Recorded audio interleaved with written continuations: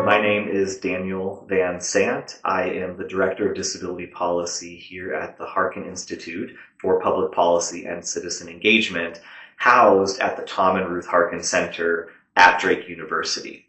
We were named after Senator Tom Harkin and his wife Ruth Harkin, and established after he retired from the Senate to carry on his legislative history and his work. So we work in 4 areas of public policy primarily, and that is retirement security, labor and employment, wellness nutrition, and people with disabilities. So I'm very proud to be our Director of Disability Policy here and carry that work forward. The Harkin in our name is specifically referencing Senator Tom Harkin and his wife Ruth Harkin. So the Harkins are our founders, and we are named the Harkin Institute after them. So I mentioned earlier that Senator Harkin represented Iowa for 40 years in the Senate, and when he retired, he opened up the Institute to continue his work and his wife's legacy. The 4 policy areas that we work in are just some of the key areas that were really instrumental to his legislative history. Of course, when you represent a state for that long at the federal level, you are a part of thousands of different bills and budgetary items and laws and amendments. So it's very hard to distill that type of experience into just some policy areas. But our 4 policy areas are really the sort of buckets that he primarily worked under. I'm really proud to lead our disability policy work here at the Institute because of the legacy that Senator Harkin has in the disability community. People might not know this, but he was actually the lead sponsor of the Americans with Disabilities Act that was passed in 1990. And so when we think about a senator from Iowa being involved in what is the largest piece of civil rights legislation for people with disabilities, I'm very proud to continue working on that legacy and to carry that forward. Senator Harkin was inspired by his brother Frank, who was deaf. And to hear him tell the story, just seeing the gap in opportunity that was presented to Frank versus what was presented to Tom, who ultimately went to law school, became a senator. The career paths that were open to the 2 brothers were very different at the time. And that inspired Senator Harkin to think about the disability community when he was in a place of power to do something about it. So I think there's a really powerful message here around allyship for a hearing brother of a deaf individual to get access to something like being in the US Senate and to use that privilege and use that experience to change the lives of disabled people all across our country by passing the ADA is something that I don't take for granted and appreciate carrying forward every day that I'm here in the office. The Tom and Ruth Harkin Center was created with universal design principles. And so we had the unique opportunity to make our building from the ground up with new construction.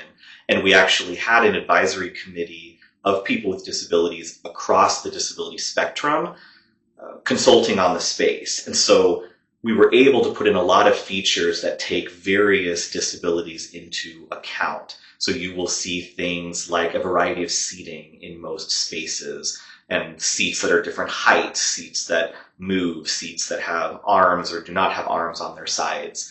You will find height adjustable tables and desks and other surfaces. You will see that it's a wide open concept space, so you have a lot of visual access around the space if you need that or need to sign across distances. And yet we have strategically placed physical objects, either walls or furniture or more permanent pieces, to give navigation points for people that maybe are blind or visually impaired and need something permanent and physical to navigate off of.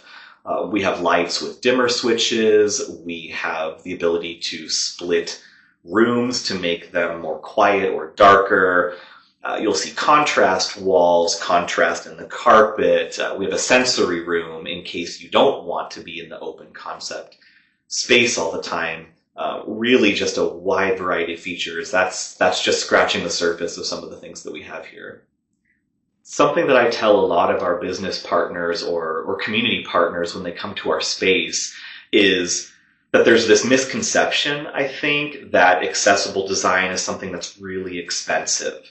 And what we found in making the Harkin Center is that when you incorporate those universal design principles from the very beginning, there's actually not an effect on the cost of new construction to be at a very, very high level of accessibility under universal design. And so that's the first thing I tell people is if you include disability from the outset, it's actually not that big of a lift and not that expensive. If you're not in that position, I still like to point out to people that there's something that you'll see in our building that you could incorporate in your space the next week or the next time that you buy furniture that would give your space a little bit more accessibility. I think one of my favorite examples is the whiteboards in our boardroom. So we have floor to ceiling whiteboards in our boardroom. That means anybody at any height, whether they're laying on the ground, they're seated, they're very, very tall, has access to writing on a whiteboard. And once you've decided that you want to have whiteboards in a space and you've bought the board and you've bought the adhesive and the markers, it costs $0 to take it from horizontal to vertical. And so there's just little mind shift changes like that can make a space more accessible. The next time you buy desks, you could think about height adjustable desks. The next time you buy chairs, you could have a variety. So there's really a spectrum of cost and investment around making a space accessible, but you can start with incremental steps and then build up to having a more universally designed space. All of the events that we put on at the Harkin Institute that are open to the public are accessible for people with disabilities. So that includes having American Sign Language interpreting or other sign interpreting, having captions, having a variety of food options, utilizing the sensory room. We also are very sure to make as much of our programming as possible hybrid. So you will often see that there's a lecture coming to our building and it will be live streamed. So if you cannot come in person, you're able to join it online.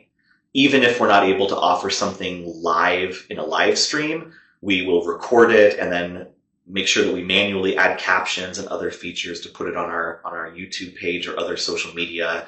So I think really we hope to see people coming to our events virtually and in person.